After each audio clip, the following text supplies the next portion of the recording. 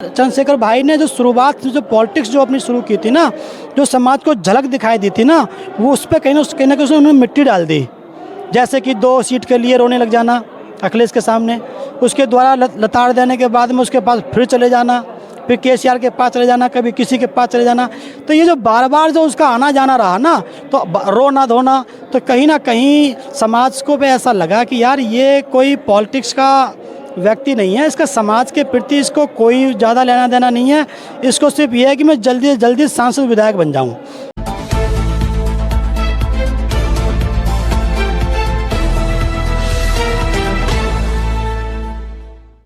साथियों, नमो बुद्धाय, जय भीम। मैं सोनू कबीरपंथी जागोर जगाव से।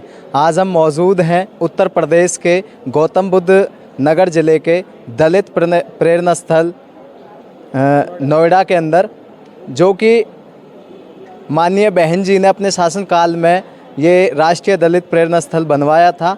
तो आज मान्यवर साहब कांसीराम जी का परिनिर्वाण दिवस है, तो उसी की कवरेज करने के लिए हम यहाँ पहुँचे हैं।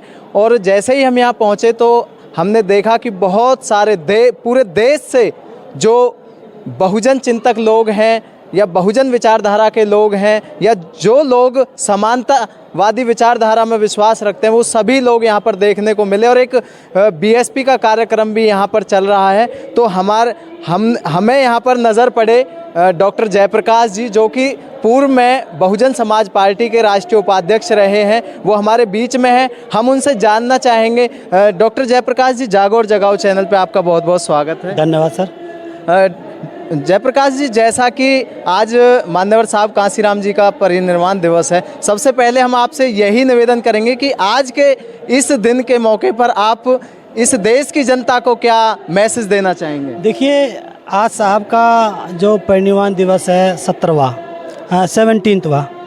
तो इस पे एक तो पूरे देश की तरफ, दुनिया की तरफ से साहब कांसीराम जी को भावभीनी श्रद्धांजलि अर्पित करते हैं हम लोग। दूसरी बात, जो उनका जो ऋण है वो समाज उतार नहीं पाएगा। और एक बात जो कही थी कभी संत कबीरदास जी ने कि कबीरा जब हम जन्मे जग हंसे हम रोए, और ऐसी करनी कर चले और हम हंसे जग रोए। आज मैं वीडियो देख रहा था साहब की, तो हंस रहे थे वो। तो कहीं ना कहीं जो ऋण साहब कांसीराम जी ने, जो ये समाज अछूत हो गया था, मूवमेंट से बहुत पिछड़ गया था, विरोधी लोग इनके अधिकारों पर घाग लगाए के बैठे थे, एक भेड़िए की तरह, शेर की तरह इनको नोच नोच के खा रहे थे। उस समय इस धरती पे साहब कांसीराम जैसे महापुरुष ने जन्म लिया, तो उनके कर्मों के हम लोग ऋणी रहेंगे। और मैं निवेदन करता हूं पूरे देश के, पूरी दुनिया के लोगों से जो मानवता में विश्वास रखते हैं, कि साहब कांसीराम जी को पढ़ें और समझें। मानव के हित से बड़ा कोई धर्म नहीं है, कोई कल्याण का कोई काम नहीं है। तो उनके आज के इस परिनिर्वाण दिवस पर, जैसे बुद्ध हमारे बीच से चले गए हों, बाबा साहब हमारे बीच से चले गए हों, उसी प्रकार से साहब फूले साहू हमारे बीच से गए। तो कहीं ना कहीं समाज को चोट पहुंची, लेकिन एक हमें सहारा दे करके गए, एक रास्ता दे के गए। तो मैं अपील करता हूं पूरे देश के युवाओं से कि आप साहब कांसीराम को पढ़ें, समझें, और उनके रास्ते पे जितना आपको बन सके उतना आप चल के इस देश के मूवमेंट की खातिर, युवाओं की खातिर, समाज की खातिर, देश की खातिर आप अपनी जीवन का छोटा सा हिस्सा जरूर दें। जयप्रकाश जी, जैसा कि आज यहाँ पे कार्यक्रम देखने को मिल रहा है बहुजन समाज पार्टी का, और आजकल पूरे देश में लगातार कार्यक्रम चल रहे हैं, लेकिन कहीं ना कहीं फिर भी जो बहुजन समाज पार्टी है आज राजनीतिक रूप से उतनी मजबूत नहीं है। जब मान्यवर साहब कांसीराम देश में काम किया करते थे, उस टाइम पे जब बहुजन समाज पार्टी का जो बोलबाला था, आज लोग कहीं ना कहीं बहुजन समाज पार्टी से किनारा करते हुए दिखाई देते हैं। इसका कारण क्या है?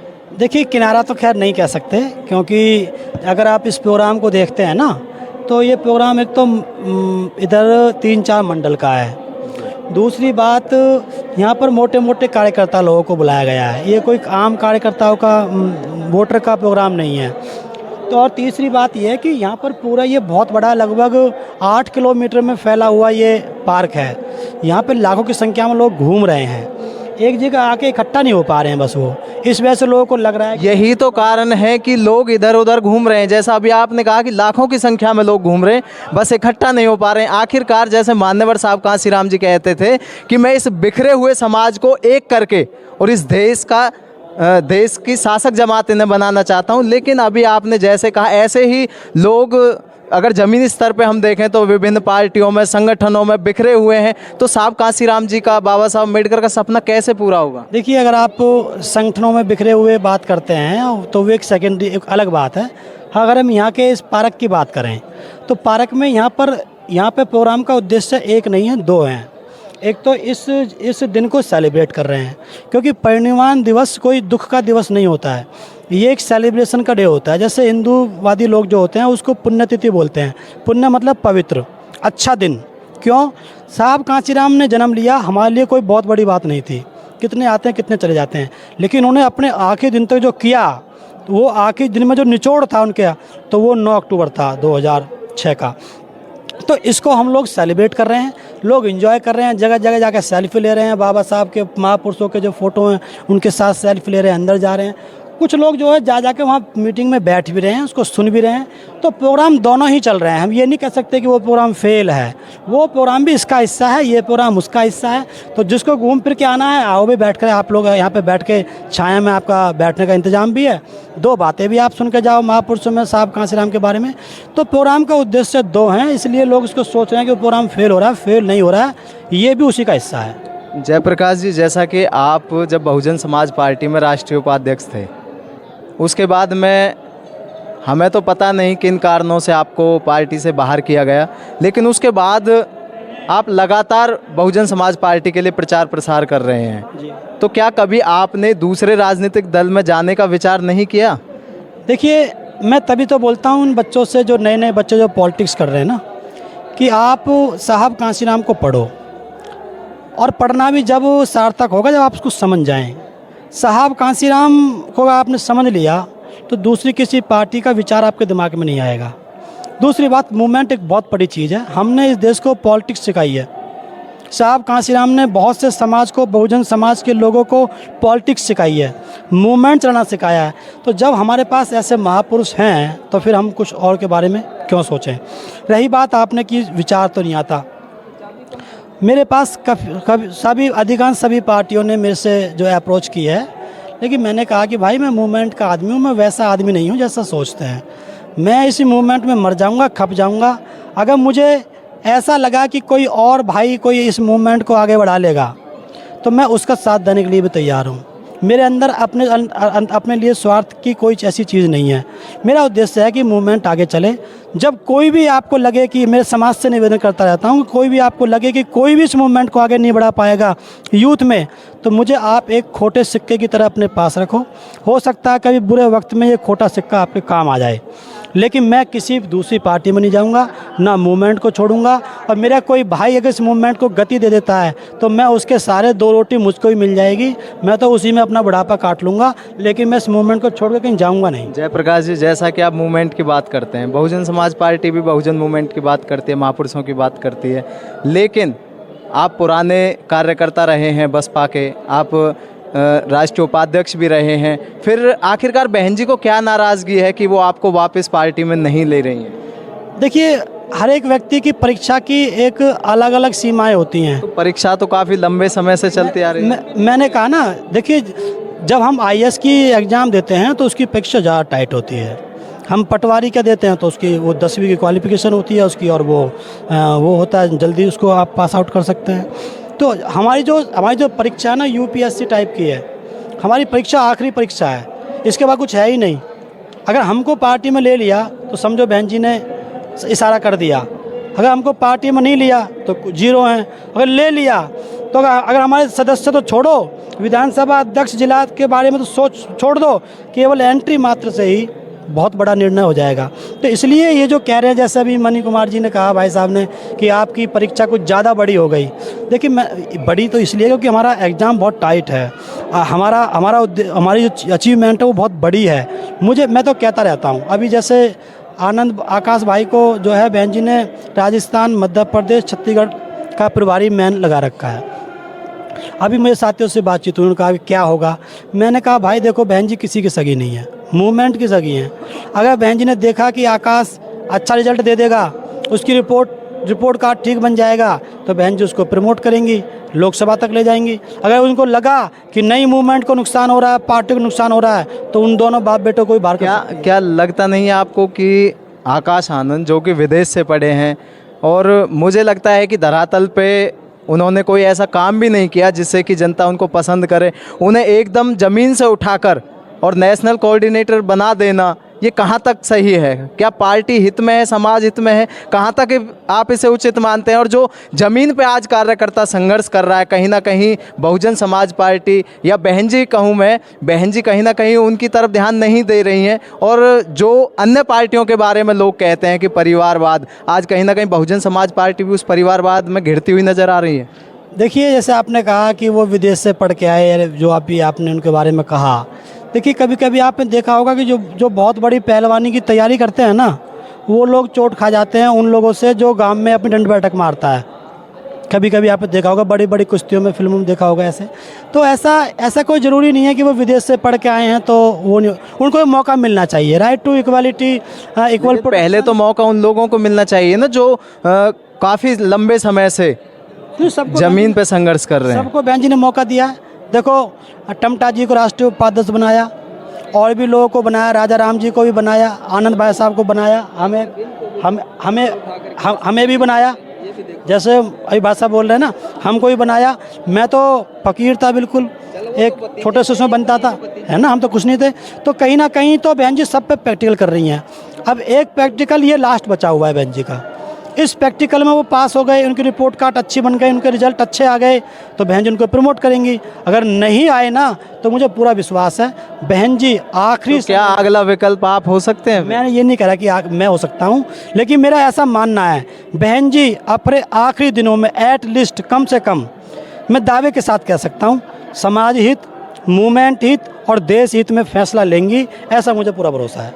तो जयप्रकाश जी, जैसा मान्यवर साहब कांशीराम जी ने इस बिखरे हुए समाज को एक करके और इस देश की सत्ता हथियाने की कोशिश की थी, और उन्होंने काम करके भी दिखाया कि देश के सबसे बड़े सूबे पर 4 बार राज किया। अगला प्लान उनका देश पे राज करने का था, लेकिन कहीं ना कहीं आज बहुजन समाज पार्टी का भी ये दायित्व बनता है कि जो लोग आज कहीं ना कहीं किसी के बहकावे में आकर या लोगों को जो भटकाने का काम कर रहे हैं, या अलग अलग पार्टियां, अलग अलग संगठन बनाकर जो लोग विचारधारा को बिखेरने का काम कर रहे हैं, उन लोगों से बात करके क्यों ना एक मंच पे लाने का प्रयास बहुजन समाज पार्टी करती है। देखिए, अगर आप मूवमेंट को पढ़ेंगे, मूवमेंट को भी नहीं पढ़ पाते हैं, तो अभी आप थोड़े दिन पहले से भी अगर आप सिस्टम को समझेंगे, बाबा साहब के समय से भी, तो ये तोड़ने वाले लोग पैदा होते रहे हैं।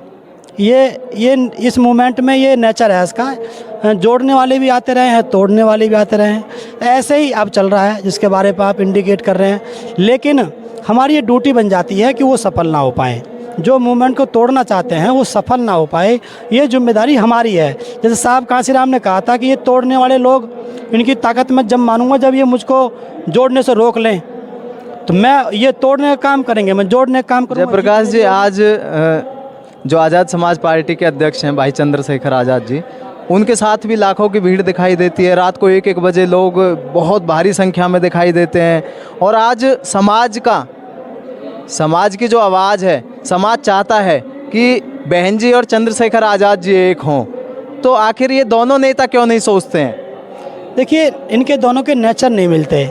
समाज की भावनाएं हैं, समाज की चाहत है, भावनाओं से, चाहतों से पॉलिटिक्स नहीं चलती है, उनके विचार नहीं मिलते हैं। बहन जी में उनमें बहुत बड़ा, एक तो सबसे बड़ा जो अंतर है वो इस बात का है कि बहन जी के पास में जो रॉयलनेस है ना, जो समाज को जो चाहिए थी, दबंगताई या मजबूती, या जिस समाज को सदियों से सताया गया, साहब कांशीराम के अंदर क्या गुण था, वो बड़े बड़े नेता को बाहर खड़ा कर देते थे और लोगों से अपने से बोलते थे, कार्यकर्ता से, कि सुनो, तुम मुझे कुछ नहीं मान रहे ना, जिसको तुम मानते हो बाहर खड़ा हुआ है।